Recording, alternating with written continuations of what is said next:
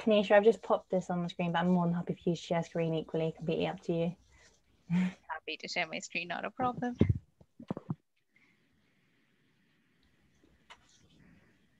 I know we've already got some students back with us. Hi, Rathashan, that's great that you're writing in the chat box already. Anyone who is back with us, do kind of pop a hello and, what you enjoyed about this morning's session in the chat box. And it's good for us to see that you're back and you're with us again. Hi, Zane.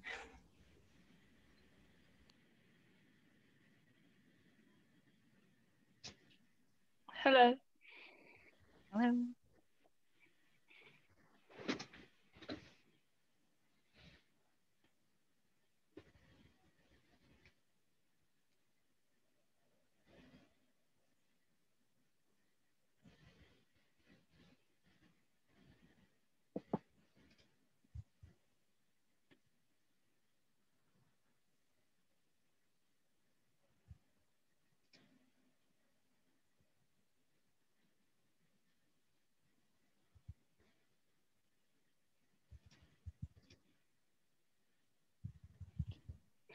Is it okay if my camera is off? Because it's currently not working. Yeah, that's fine, Vivian. Yeah. Not a problem.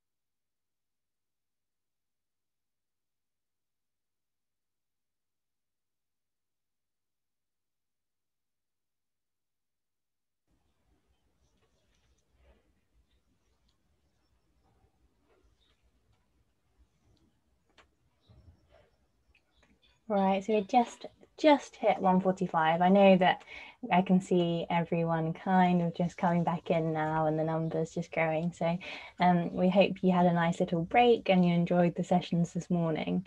I think we'll give it maybe 1 or 2 minutes just to get everyone back from their lunch, and then we're going to kick off, and then we're going to move into a Q&A. So I hope everyone's been thinking of some questions over lunch of what they would want to ask, because there's no better time really than today to get those questions answered for you. So yeah, we'll give it a couple more minutes and then we'll get going.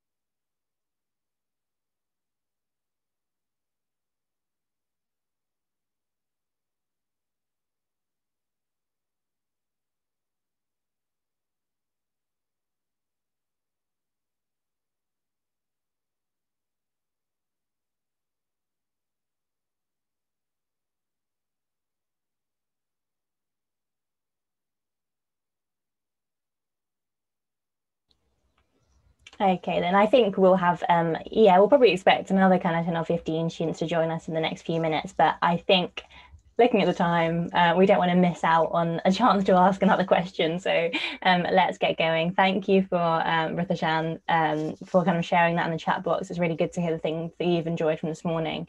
And also, you know, Zane and Cookgown for letting us know you're here, because it's always nice to kind of get that engagement in this session right now. Then you won't be able to unmute yourself, but you will be able to write in the chat and the Q&A box with any questions you might have. So as always, let me know any questions, and yeah, you can see on the screen, I guess, who we've got as our panelists. But Kanisha, I'll hand over to you briefly. Absolutely. So happy to share with you in terms of who our panelists are today. You know, all of them have given their time today to us to take you through any questions that you have. You know, we've gone through the day today. We've had, you know, a session and an introduction to Vodafone in terms of how we work. We've done interview and assessment skills session. We've done a tech innovation session. And now we are here with our 4 brilliant panelists who you can ask any questions that you have. What I'd love for each of them to do is introduce themselves. Of course, I had this placeholder slide just to introduce all of them today. So we have Vivian with us today. We have Katya, we have Noah, and Laura. So they'll soon be on the screen in front of you. What I'd love for each of them is if you could all please introduce yourselves and just give a brief introduction in terms of your role at Vodafone and perhaps how long you've been with us, please. Yeah, I don't mind going first. Yeah, go ahead, Katya. So hi everyone, my name's Katya. I'm a level 4 data analyst apprentice. That picture of me actually shocked me. My hair is nowhere near that blonde anymore. It's all sadly grown out. So I started not that long ago actually. I started at the end of September and I work in operational reporting on the internal reporting side. So any internal reporting that needs to be done, we're there. Brilliant. Thanks, Katya. Who'd like to go next? I can see Noah. Yeah, so my name's Noah. I'm a level 6 project management apprentice. So doing a project management role, delivering virtualized infrastructure for Vodafone Ireland. Virtualized infrastructure is a very tricky one to explain. I still struggle a year and a bit into it. I've been an apprentice with Vodafone, started at the same time as Katya last September, and really enjoying what I do. Brilliant. Thanks, Noah.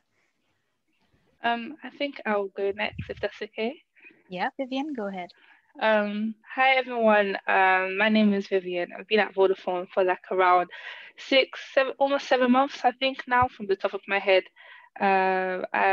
Previously, I studied extended computer science and graphics to be where I am now, and currently loving it. I'm more on the testing side of Vodafone with my team. I do a lot of different things, but I am currently just working on a project where, you know, I help my team monitor the server rooms in the testing building, and I'm creating a software that will help them do their job more effectively. So I'm still learning on the side, starting from scratch. So it's nice to meet you all.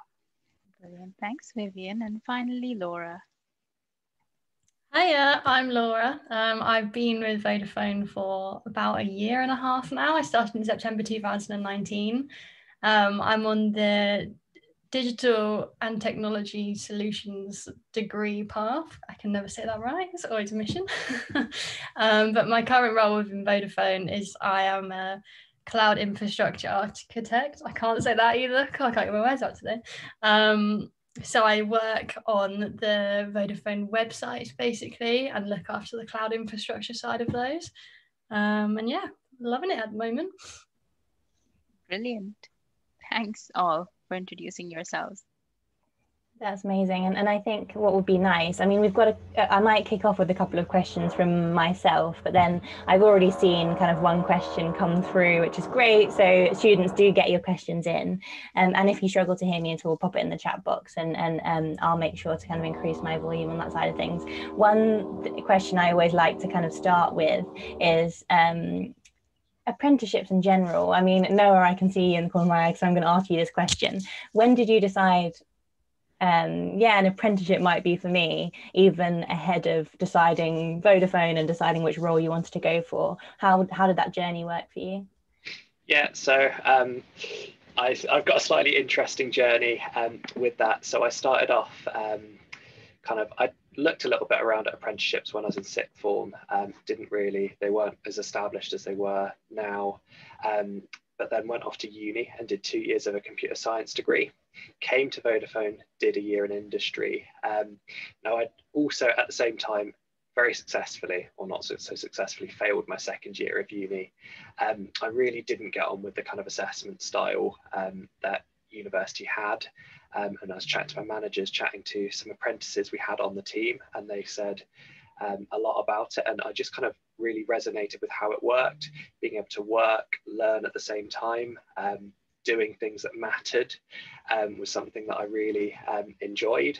And so kind of at that time kind of realized that was what I wanted to do. Spoke to my manager, spoke to the HR team, and worked through the application process. And here I am today doing an apprenticeship and really, really enjoying it and getting on a lot better with that kind of assessment style and learning style.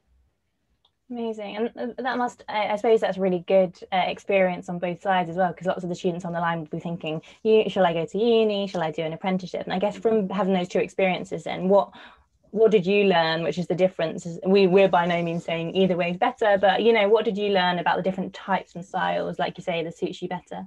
Mm-hmm. Yeah, I think with uni, I found it very much these are your kind of modules. You're learning this in isolation, whereas with an apprenticeship, you're applying what you're learning on a day-to-day basis, and then you're also working in a full-time job. You're delivering to the business, delivering things that matter. And so I can kind of take a step back and go, well, this is something I've physically achieved. This is infrastructure that's being used by the Vodafone network, and it just gives a real sense of fulfillment. You get that with university, you're producing academic writing, but for me, I really just resonated with physical things that affect the real world. Amazing. No, thank you so much. And Laura, I guess it'll be interesting as well to hear about your journey, and that sounds like a very specific role which you were talking about in terms of your title. How did you get to the point that you realized this was for you, and how can students go through that journey, I guess? I mean, honestly, if you'd have asked me what my role was a year ago, I'd have had absolutely no clue what you're talking about. But I actually was very similar to Noah. I actually did a whole degree at uni. Didn't know what I wanted to do when I was at college, so I just did what I was best at school, which was English, completely irrelevant. So I did 4 years of an English degree, and during that time, I actually worked in a Vodafone store as like a part-time job. And I just really loved it. I really loved working with tech, and I was like, oh my god, I've done 4 years of uni for an English degree. How am I supposed to transition across to ever working in tech if that's what I wanted to do? So I looked around and obviously heard about the graduate scheme that Vodafone do, but I was not really eligible to do it because obviously not a relevant degree at all to anything technology related. So the apprenticeship was literally the most perfect opportunity to be able to completely like restart from the beginning. So it kind of takes you through everything you're ever going to need to know to work with tech. No prior knowledge needed at all. And the support that you get when you start Vodafone as well just lets you kind of explore whatever angle, whatever job role you're interested in. And that was how I ended up in architecture. So I started off as a project manager within Vodafone, and through that I was just able to find out so many different jobs that you've never heard of before. There's so many amazing opportunities, and yeah, you can kind of just pursue what you want to do that way. Amazing. No, it's really reassuring as well to have that idea where you don't need to know the name of your future job in a way at the moment. Exactly. Yeah. There could be something out there for you that you don't even know what it is. Yeah, I can imagine, especially in the world of tech as well, when everything's changing quite a lot and you have to keep up to date. Quite a hard question, and I suppose that you aren't to know, but going back to your kind of 16 to 18-year-old self, and the journey you've taken, do you think you would, if you knew about it now, have gone directly to that school leaver route? Or Absolutely, yeah. I definitely would have just cut out the uni, cut out the student debt that I've got on myself now. Because even things like the social side of uni, you still get such a good kind of social link with all the other graduates or all the other apprentices within Vodafone. You still kind of, I think a lot of people, they end up going to uni for the social experience, because at the end of the day all you get is learn how to write a lot of essays and a certificate to show for it, whereas with the apprenticeships you get the exact same qualification but you actually know how to use it in the real world. And then you've still got like the fun side of being with other people your age through the apprenticeship. And yeah, it's a really amazing experience. Great. Oh, thanks, Laura. And I can see a lot of questions coming in now, but I actually really want to go through as well. So Vivian, from your side, what did that journey look like? And maybe what was a learning, well, Laura says, you know, looking back, she would have gone straight from the school leaver route. Is there anything that you look back on your journey and would really want to share with everyone? Yeah, I'll try to keep mine short, a couple of questions, but definitely I had no idea what an apprenticeship was. No idea. I didn't even know that that pathway even existed. I just think like I was really afraid that I didn't know what I wanted to do moving forward. So I just tried to do a lot of research, communicate with my teachers, because I came from, so that was in secondary school at the time when I was even just trying to know what I wanted to do with my life. So like I spoke to my teacher, and then that's when he told me about my computer science teacher. He told me about Next Tech Girls, and then Next Tech Girls was, I was trying to get into work experience around year 10, year 11. So he told me about Next Tech Girls, and that's how I actually got introduced to Vodafone and apprenticeships. And I even there was this thing called yeah, it was called Next Tech Girls, and I had a mentor, and then she started off telling me about colleges like Ada, a tech school that does that helps people with apprenticeships. So that's just how I opened my eyes up to a whole new world. So I'll just say speak to people as well, because little people know different stuff that you might actually resonate with, and that's how I actually got to know by just speaking up about it and knowing about Vodafone. Yeah, definitely. And I think that's such good advice, you know, using the tools that are out there for you. So even the fact, students, that you're on this session today, most of you in a day of your holiday, you're definitely the type of person who is being inquisitive, who is asking questions, who is trying to find out what's right for them. So like Vivian's previous self, I guess, just finding out from a mentor or from those different people around what's out there. So that's really helpful. Thanks, Vivian. And then last but definitely not least, Katia, I guess, what was your journey and how did it, you know, in comparison to the other guys that we've just heard from? Yeah, it's really interesting actually. When I was listening to some of the journeys, I thought mine was quite different until I heard the rest of everyone else's. So at school, I was actually really academic.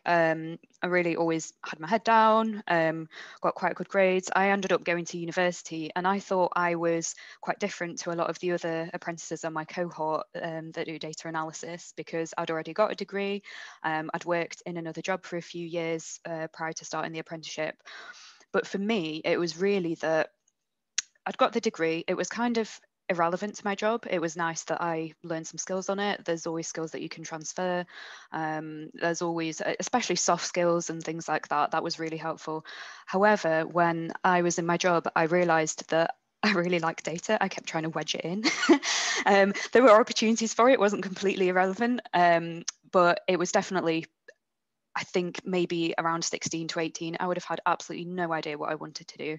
And I imagine there's probably quite a lot of people that feel that way. And I know quite a lot of people my age now, I'm 26, that still feel that way. And I know people who are older that still feel that way. So I think the beauty of an apprenticeship is that you can basically learn from scratch and you get paid for it. So if I had to fund another degree, if I had to fund some kind of course, I'd have to take time off work, I'd have to balance it. But actually, my full-time role is that I do the apprenticeship and I get paid at the same time, and I get loads of business exposure as well.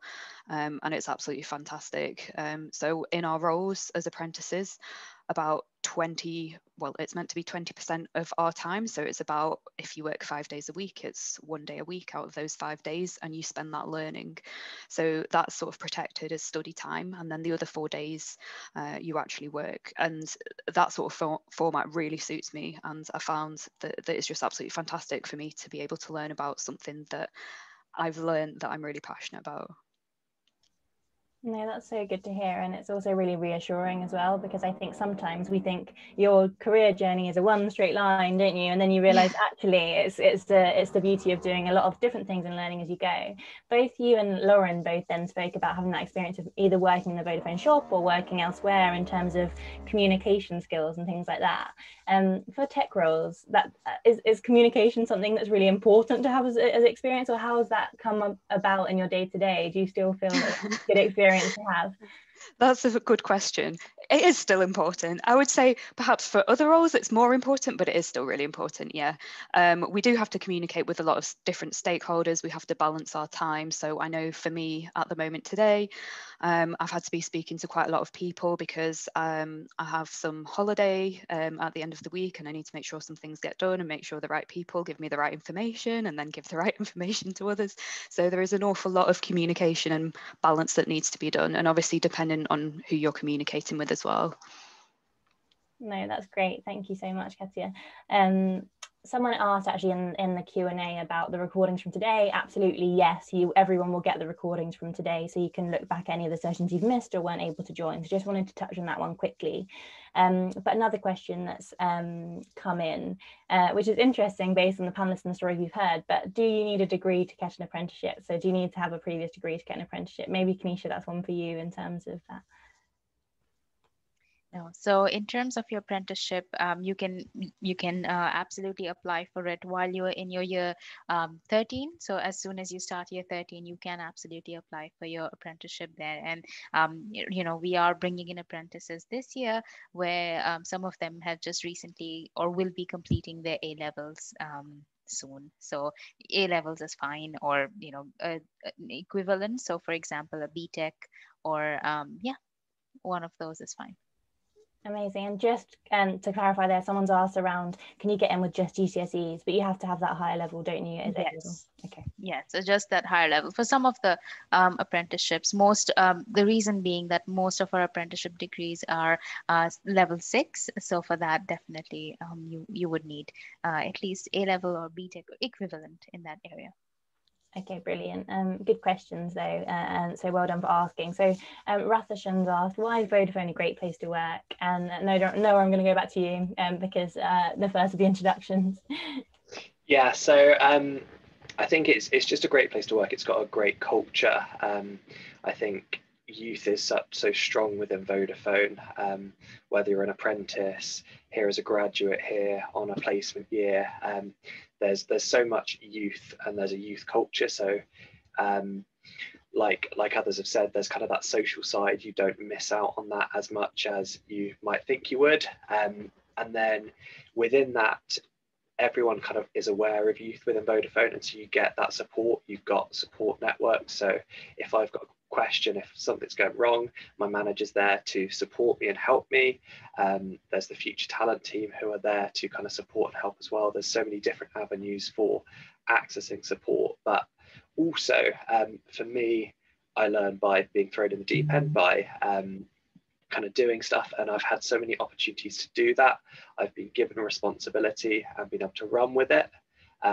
Like I say, there's that support if I need it, but it's given me that opportunity to really learn and develop and just grow in myself, to grow in confidence. And if I kind of not have those opportunities, I don't think I'd be where I am today.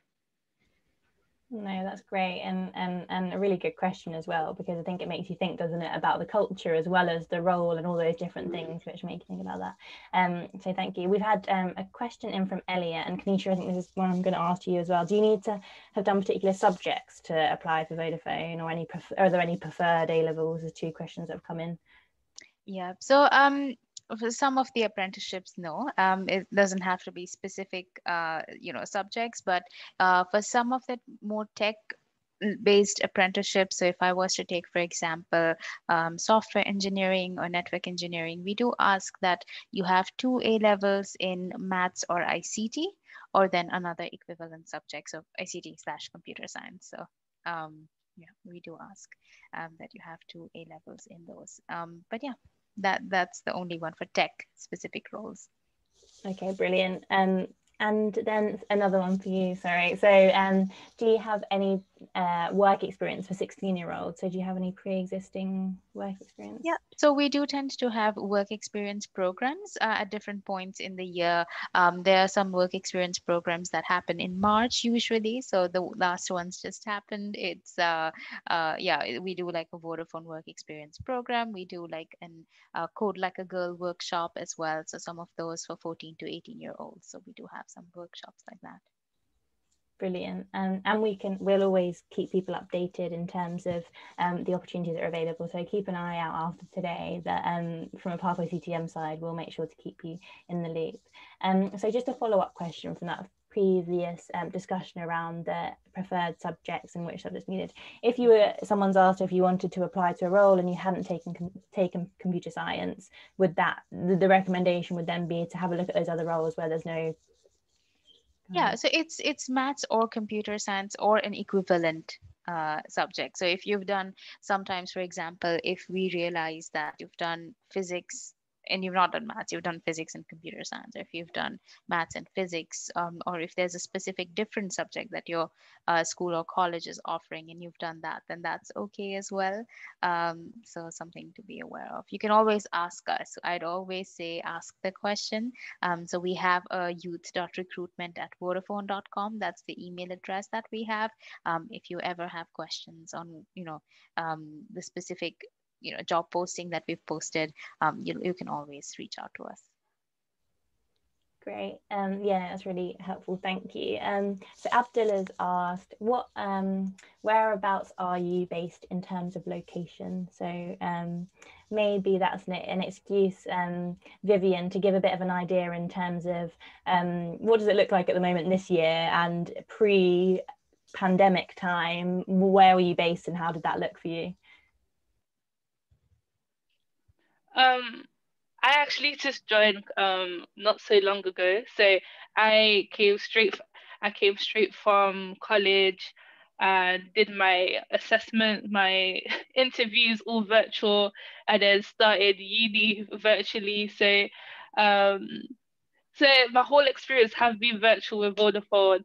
I have had times when it was a bit safe to go visit my manager like in person. I am based in Newbury, by the way, and Newbury is a really nice town.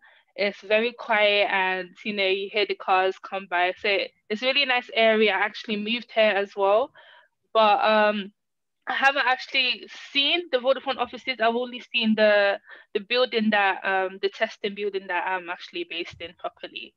But I know it's a really beautiful place. It is.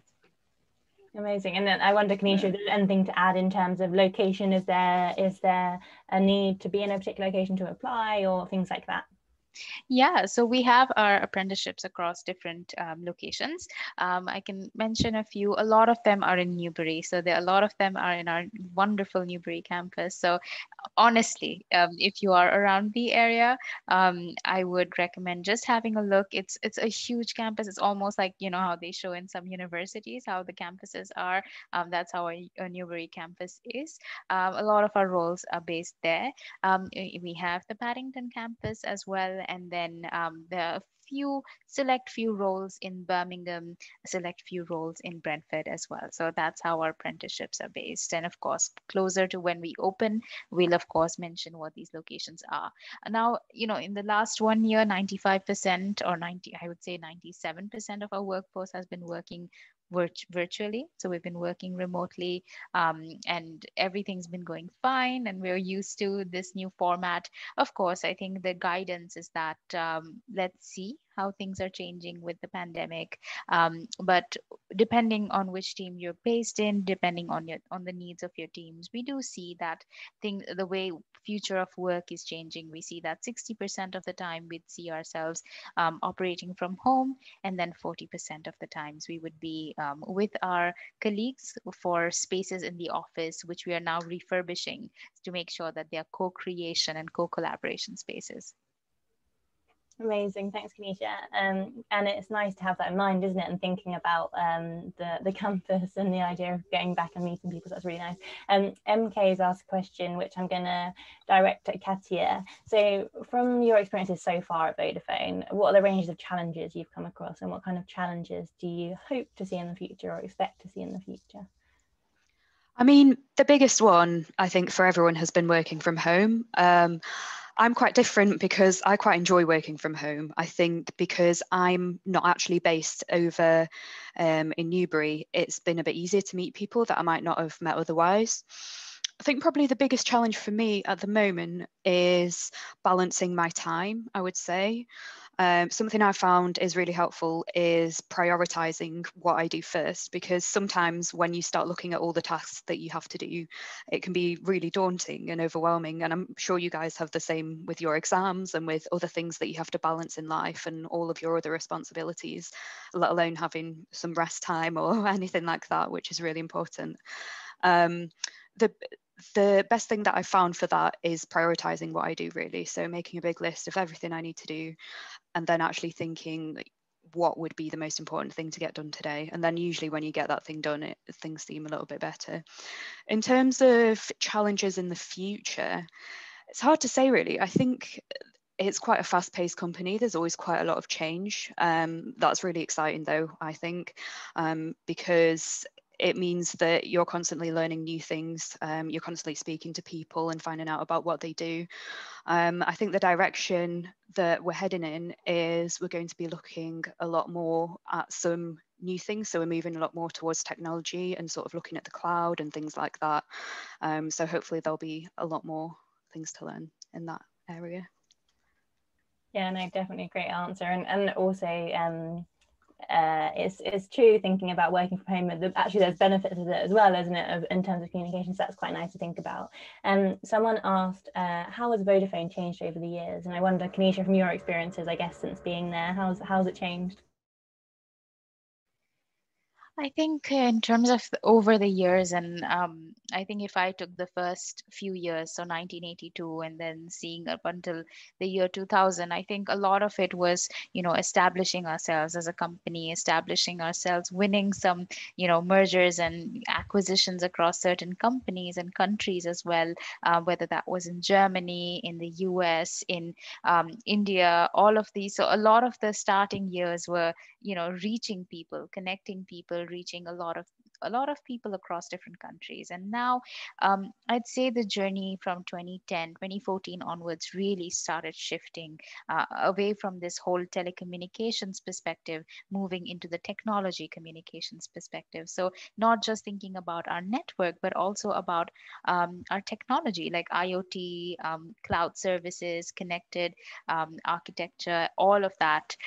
So really we moved towards that and are moving very swiftly across on that front as well. Of course, all of these years staying still true to our purpose, but now making sure that we're more looking at overall technology and how are we operating as a tech co within the tech space more than the telco space. And I think internally, I would say, I think we're still quite excited about the future.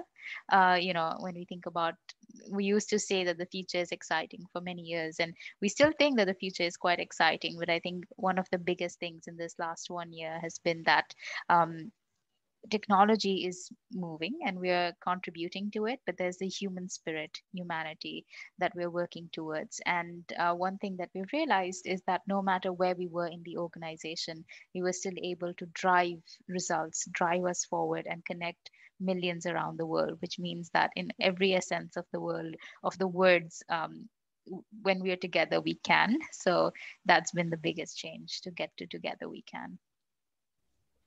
What a nice summary. Yeah, and also like a really good question to think about where the company has come from and where you're going. I think that's really important. And so we've just had another question. So to become a business manager, what sort of qualifications do I need, or what apprenticeship I need? I know, Noah, you are project management, but does that tie into business management? So I'm familiar with the business manager role. As a couple of people I know have kind of transitioned towards that. But I think it's about getting experience and whatever kind of experience that looks like. Business manager role is looking after the responsibilities for a manager. And so if you're moving into a technology-based role, it's good to have a background in technology so that you've got that knowledge and understanding to support.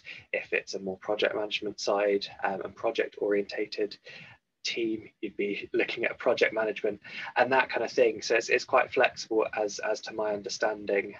Kanisha might know a bit more from a recruitment side, but that would be my understanding. Yeah, I think if I was to add anything in terms of, I think Noah's really hit the mark there in terms of business manager and the qualifications that you have. I think depends on what the definition is that we're going for as well when we speak of a business manager. I would say in terms of qualifications, I think as you're on the apprenticeship program, just actually once you have completed it, when it comes to the next step, if we are thinking about business manager in the space of managing accounts, managing people, then of course, once you've completed the apprenticeship program with us, you'll be able to usually offboard into a permanent position in the company. And then from there, that journey begins for you as well.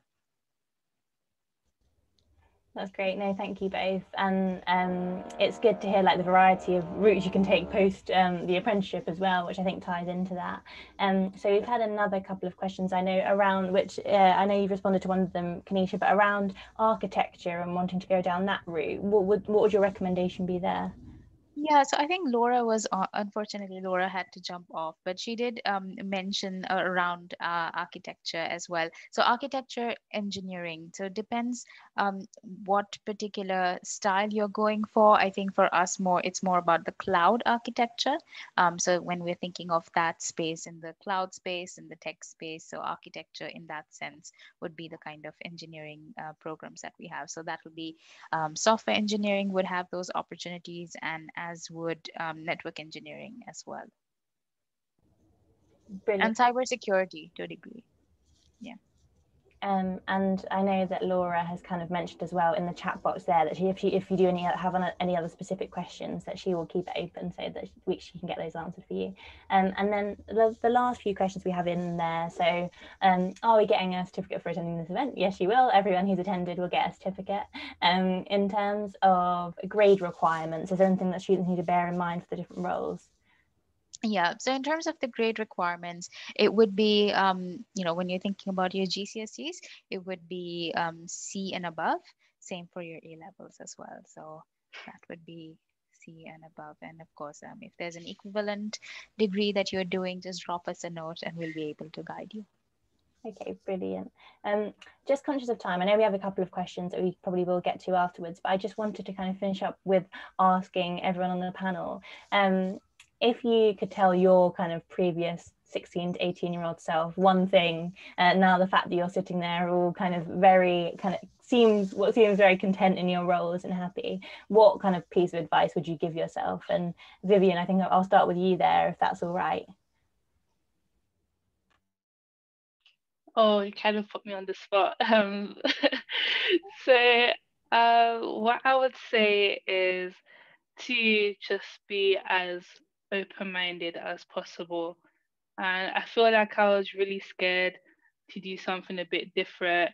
I feel like I was just thinking in one direction and I was scared of taking risk. I feel like I should have taken more risk in every single direction, but I did take one valuable risk that I already mentioned in the beginning, just, going out of my comfort zone and actually having those difficult conversations with my teachers when I felt a bit, confused about what direction I was going. But I wish I'd taken more risk and done something a little bit more different, but I'm still glad for everything. Yeah, well, sorry for putting you on the spot there, but what a good No, it's okay. what a good piece of advice. Katia, what about you? I was just trying to think of what advice I would give to myself. I think it's really, you're making huge decisions at that age, and I think it's important to not underestimate that. And I think a big thing for me, I probably would have said, is to just be as kind to myself as possible and understand that all of these decisions are massive, and it's okay to change your mind. It's okay to do something that you think others might not like that you do. It's okay to do something a bit different. And I think maybe just to listen to yourself a lot and do what you want to do, because it can be so easy to get caught up in exam stress and everything else going on that you kind of lose sight of what's important to you. So I guess if I had to say it in a sentence, it would be to think about what is important to you and to be really nice to yourself. Yeah, definitely. I mean, particularly this year when it has no doubt been challenging for everyone with a lot of pressure from all angles. I think that's very, very important to remember, to be nice to yourself.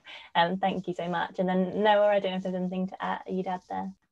Yeah, I've had a bit longer to think about it. I think drawing on Katja and Vivian's answers is back yourself. I think I very much kind of didn't realise how much I could accomplish and how much I should be backing myself. And I think that would be my answer, is just really push yourself, really kind of strive for what you want and go after it.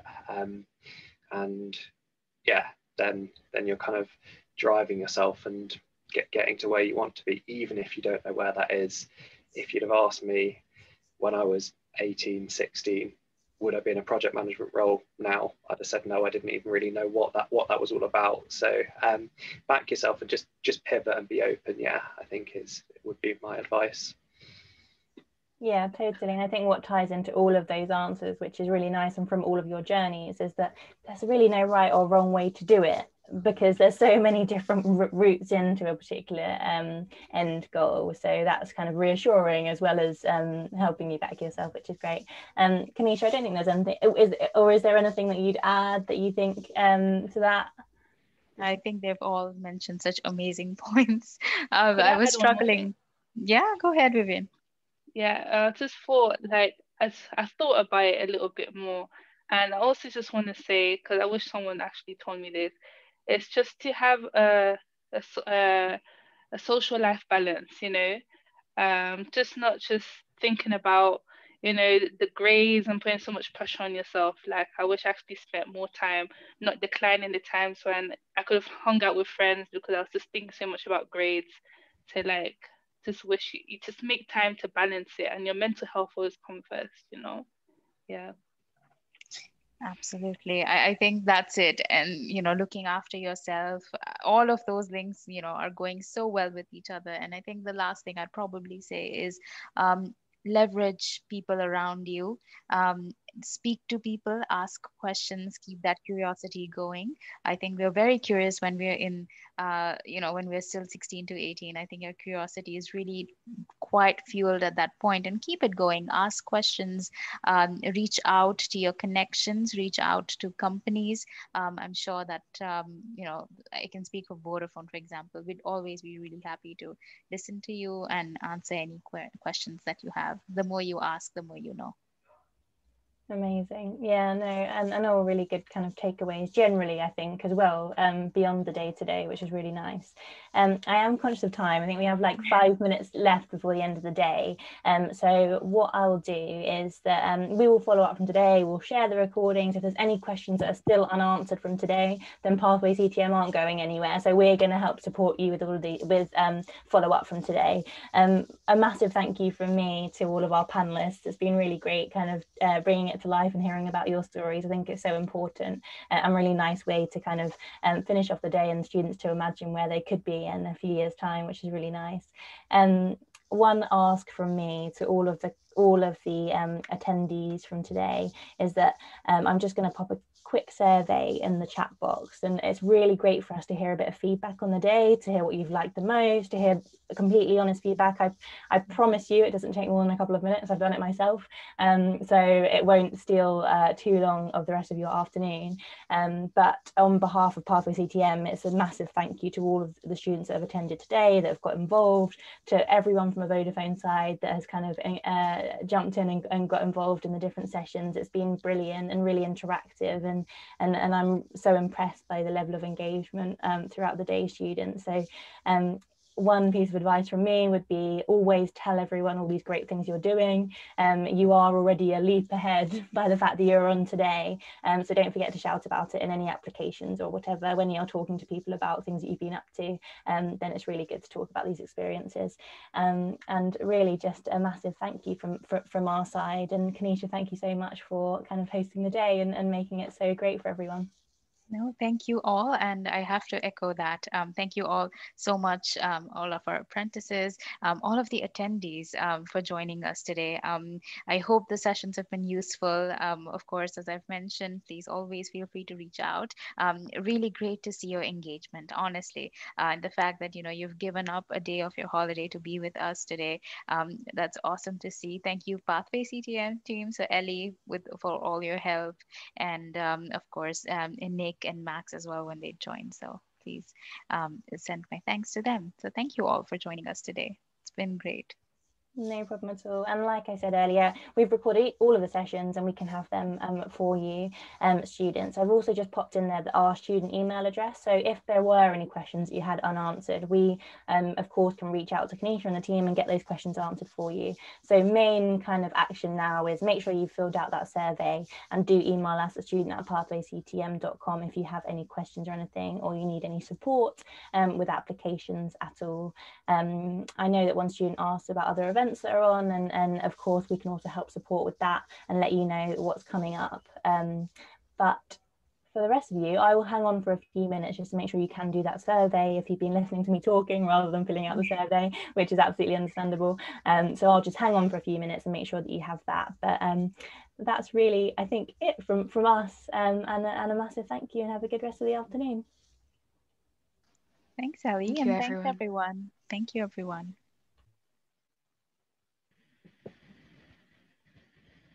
Thanks, everyone. Thank you.